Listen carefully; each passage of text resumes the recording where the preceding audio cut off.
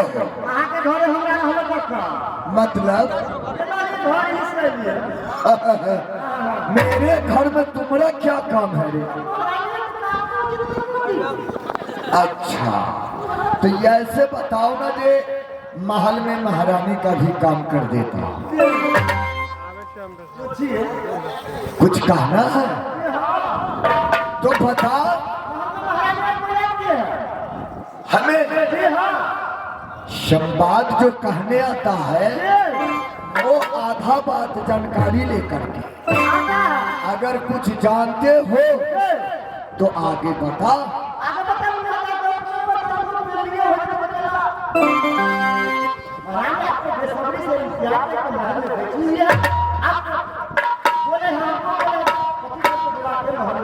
अच्छा चलो आगे मैं आ रहा हूँ।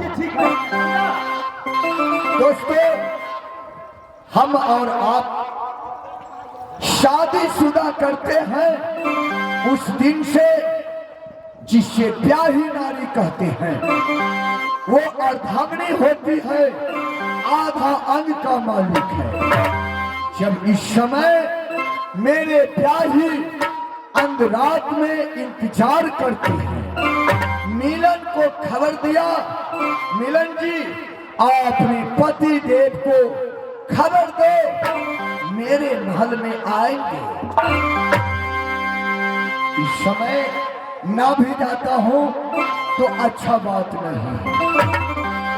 करती इंतजार ये होगी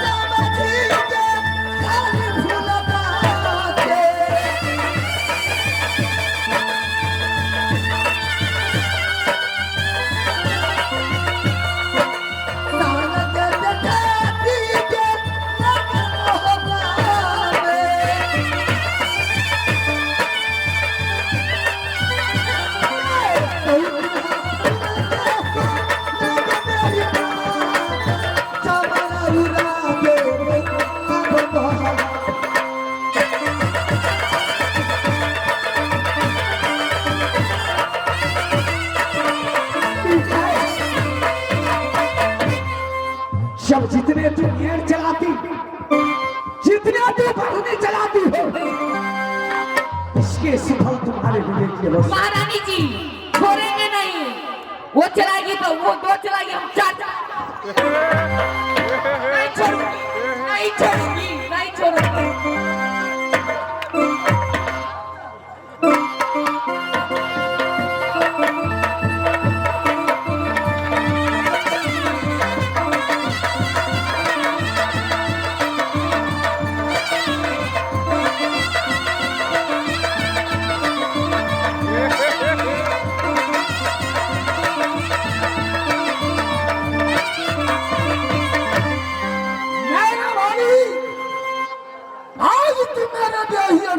ऊपर हाथ उठा रही हो। आज कहीं खाना बनाने के लिए खाना नहीं बनाई, क्या खत्म में आई है यहाँ, क्या करने आई है? ये राज मोहब्बत उदार सिंह का है। आज यदि मेरे ब्याही मरने वाली पर तुमने हाथ उठाई, तेरे बदन को चमची